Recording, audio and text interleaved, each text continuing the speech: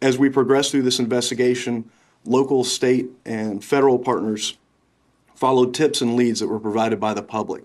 We received numerous calls to our tip lines, notifications online, of various tips of people who thought they had seen Heidi or Margot, had information related to their location, and those tips were vetted and explored and investigated fully. As the week progressed, this current week, a lead was generated that created a location of interest in the Houston area in Harris County. Federal, state, and local resources deployed to that area of Harris County and began to investigate a residence there. Oh, here, license status is active, expires. Hold on. I'm over here freaking out, guys. Sorry. Okay, I know you're okay. You're okay. I can only imagine, Carissa. Oh my God. I don't even want to say this out loud. I can't. We'll mute everybody else and just tell us. Okay, I'm going to mute chat. I'm going to mute YouTube right now. Yes. And slow chat if you get a chance too. Heidi, a 33-year-old woman, and her 2-week-old newborn baby Margot went missing on December 12, 2019. Heidi was last captured on security camera footage dropping off her 6-year-old son Silas at school. What happened after was a mystery with an unexpected outcome. This is the story of Heidi Broussard. In 2019, 33-year-old Heidi Broussard lived in the city of Austin in the state of Texas with her boyfriend Shane Carey. The two met when they worked at a casino in the state of Louisiana around 2010. They had their first child in 2013, named Silas. Despite not being legally married, they considered themselves to be husband and wife. Shane had a 12-year-old daughter from a previous relationship who also lived with them. Heidi treated this girl as if she were her own daughter. Shane's father lived in Louisiana, approximately 1,400 kilometers away. When he fell ill in 2018, Shane decided to move so he could be close to his father. Heidi was super understanding and agreed to the move without any issue. The family soon adapted to their new life. A few months after arriving, Heidi became pregnant, and on November 26, 2019, she gave birth to Margot Carey. Her best friend, called Megan Firamuska, whom she had known for over 20 years and coincidentally was also pregnant, was present at the hospital for the entire birth procedure. The moment was emotional for both of them, as they hadn't actually seen each other in person for a few years. Heidi seemed to be enjoying life. She had everything she wanted in terms of family and work. Her joy was contagious and lifted the spirits of both her family and friends. But as she enjoyed such good fortune, she could barely have imagined that something evil was about to be visited upon her. She and her daughter would become the intended victims of a cruel plan. 2 weeks after Margot was born, on December 12, 2019, Shane was due to return to work following his paternity leave. He woke early, got ready for work, and at around 6:40 in the morning, he woke up his wife before leaving. Heidi prepared breakfast and got ready to take Silas to school. This would be her first time driving with the baby. At around 1 p.m, Shane, who was working part-time, returned home. He noticed that Heidi's car was in the garage, but when he entered, she and Margot were not there. At first, he didn't think it was strange, because he thought his wife had gone for a walk with their daughter. Shane tried to call her at around 2 p.m, but her phone was turned off. He then thought that perhaps the phone was out of battery, and as time passed, he thought that his wife may have visited a neighbour's home in the condominium. However, things got strange when he received a call from Silas's school. The staff was worried. Was someone going to pick him up? The school was about to close and he was the only child still waiting to be collected. This was very unusual. If Heidi couldn't pick up her son, she would certainly make alternative arrangements. She would not leave the boy waiting. Shane went to the school, and when he returned home, there was still no sign of Heidi or the baby. Shane looked in her car and noticed that the bag with Margot's things was still inside, but he could not locate her car keys or her cell phone. He called Heidi's best friends, her parents, but no one knew anything. At around 7:30 that night, Shane called the police to report their disappearance.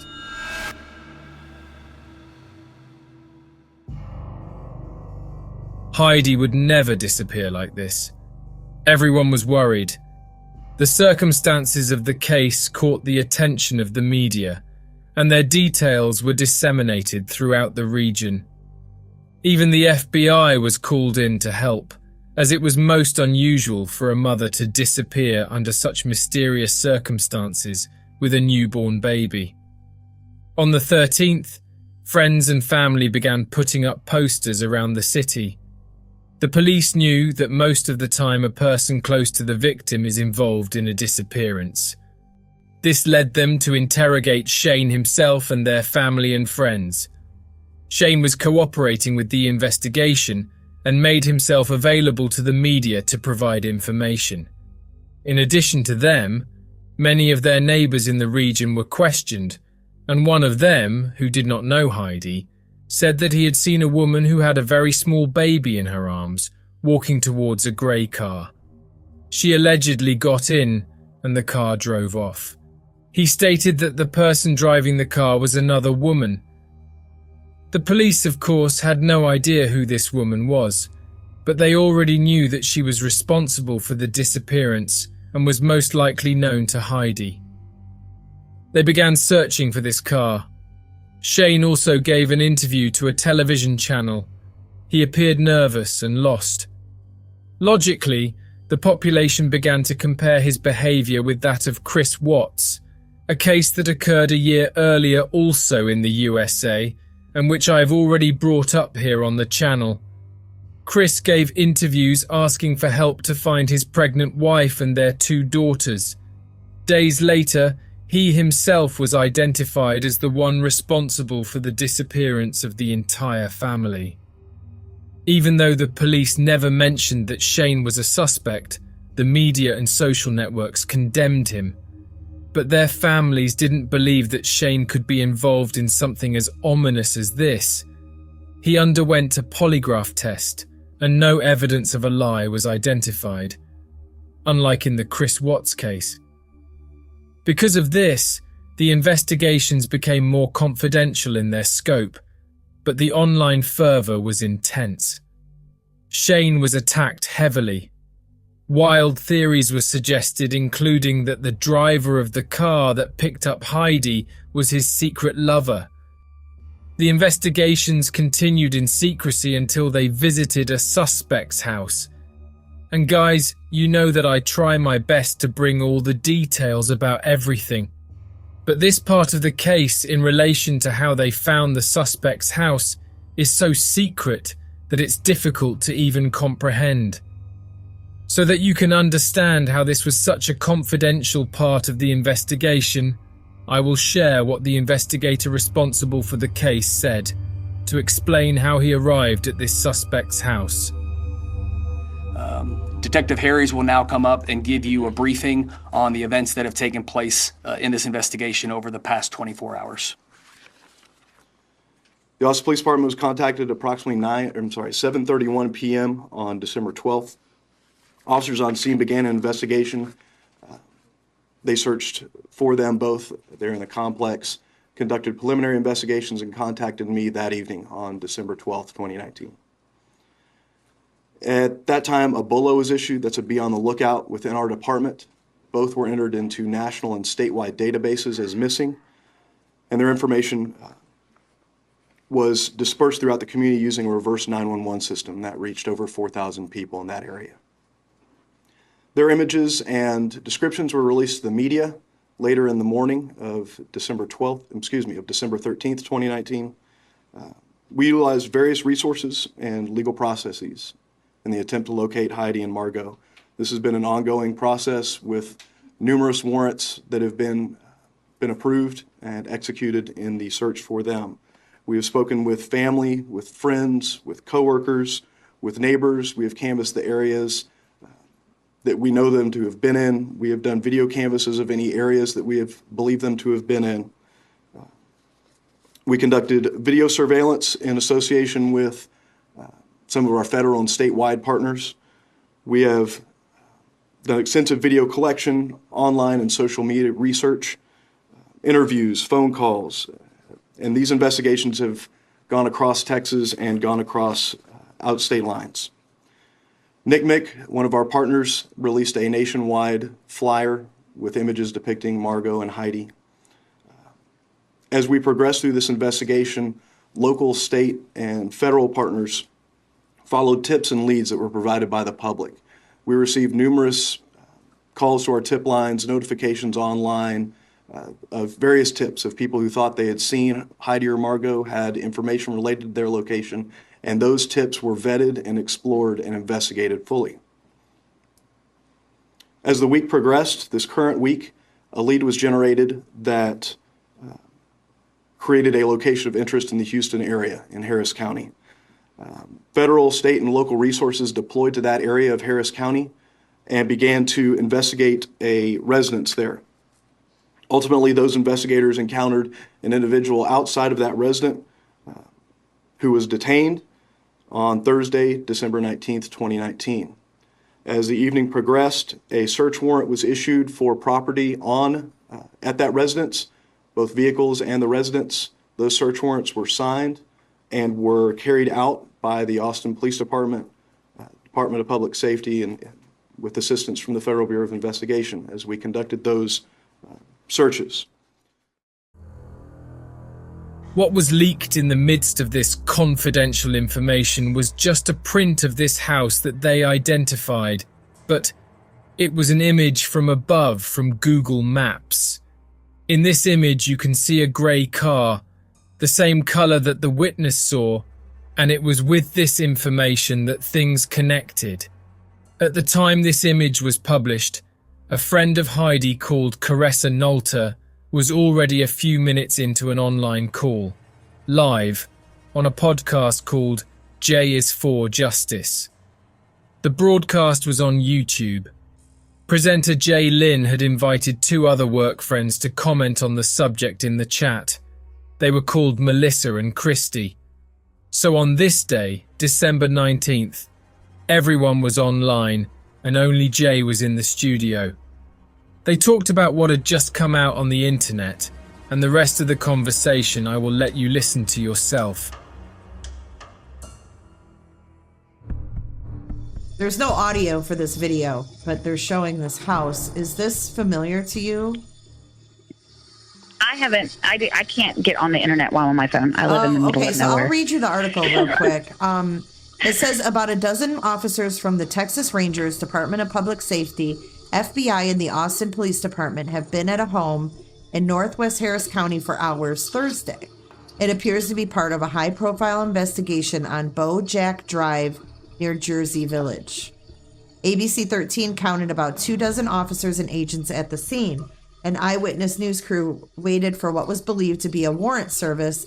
Then around 8:15 p.m., there was movement with law enforcement going in the house. But authorities seemed to be more focused on a car in the driveway in the back. And this is the picture of the car. It's a silver car. Looks like a four-door. It's a Nissan. It's a Nissan parked real close to the house. So the presence of Austin police has prompted our questions on whether this is connected to the disappearance of Austin mother Heidi Broussard and her infant daughter. They haven't been seen since December 12th. A neighbor told ABC 13 police asked her Thursday night whether she remembers any movement here on that day.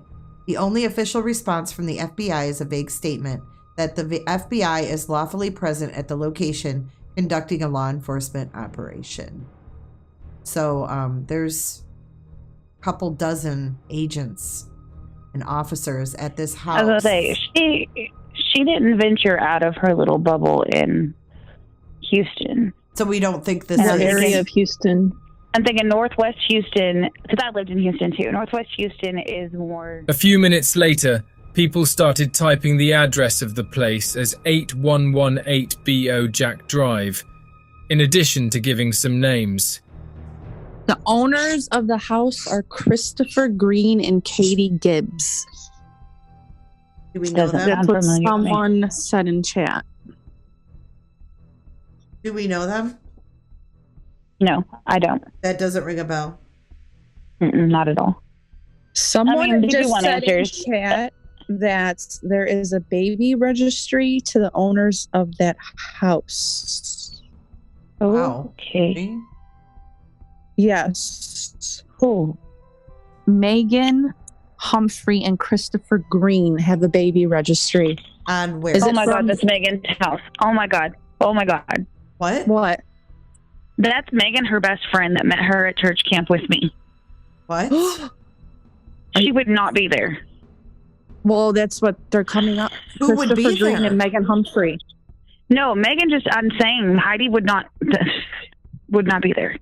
Megan, I've talked to Megan every day, all day. She's been like sick over this. She just had a baby and she's Is the breastfeeding. She had name to go to a spelled specialist. Maygen? Her last, that's why I was going to ask you, did you say Humphrey? And I didn't. Yes. Wait a minute. This girl, Megan, just had a baby? Yes. How long and her name's ago? Luna. She's 15 days old, 16 days old. Her and Heidi are best friends. She was there in the room when Heidi had Margot. She was in the Well, birthing that's who room. they're saying. Did that you the guys owners are see her coming up baby? the house. Wait. Did you see her baby? Did you see Did she have Megan's a girl? baby? I haven't seen pictures of her. But it's a girl. Yes.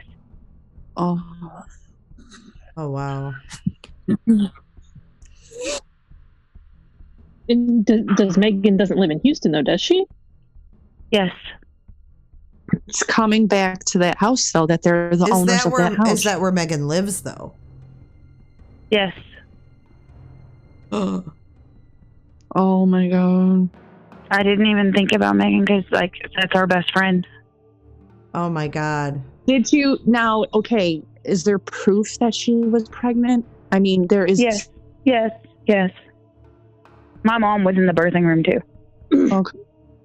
So Megan for When sure Megan had had a her baby? She told us she went to a birthing center and had her baby. So no one saw birthing her? center? What is a birthing center? Why wouldn't It's you go like to a a hospital? specialized place to have a It's where they natural don't birth. you have a natural birth. You don't have any medicines. You don't have anything. She didn't have a doctor? Or she had like a nurse They have practitioner? midwives. Oh, a midwife. Someone Or said a go to doula. CBS Austin. Houston home is linked. Oh, wait a minute. I just got a text. Oh my God. Oh, here, license status is active. Expires. Hold on. I'm over here freaking out, guys. Sorry. Okay, I know Oh you're my God, okay. You're so am I okay. can only imagine, Carissa. Oh my God. I don't even want to say this out loud. I can't. Well, mute everybody else and just tell us. Okay, I'm gonna mute chat. I'm gonna mute YouTube right now. Yes. And slow chat if you get a chance to. It is not known what was said, but most likely the presenter received some confidential information about the case. The transmission returned seconds later. So how did someone discover that that address was in the name of Heidi's friend? They found the address on the Amazon website in the gift list section. On the Amazon website, if someone is having a baby, getting married or something like that and would like specific gifts, they can make a list of products on the website and people buy items for them as presents. The listing linked to a shipping address was for a baby shower in the name of baby Luna and parents Christopher Green and Megan Humphrey. Even though Megan had the last name Firamuska, even with that different last name, Carissa managed to connect the dots and provide the information that helped all the pieces connect. Well, you can already imagine what occurred next.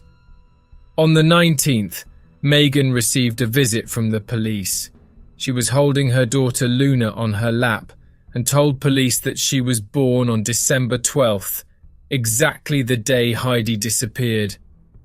They asked several questions about the baby, but she seemed very confused, not even knowing how to answer where her daughter was born. She said it was at a birthing centre, but she didn't know the name. A search was carried out inside the house, but nothing was found. When they opened the trunk of Megan's car, they found a huge travel suitcase, and inside it, unfortunately, was Heidi's body. It was later confirmed that the cause of death was suffocation. The police were certain that the baby was Margot, and that Megan had killed her friend to steal the baby. Margot was taken to the hospital where she was found to be fine and then taken into the custody of social services until DNA tests confirmed her identity. After a few days, it was confirmed that the baby was indeed Margot. Finally, Shane, unfairly accused by the local population, got his daughter back.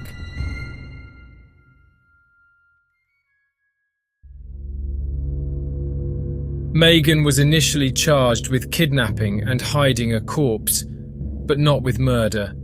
This was because the police suspected that someone else was involved.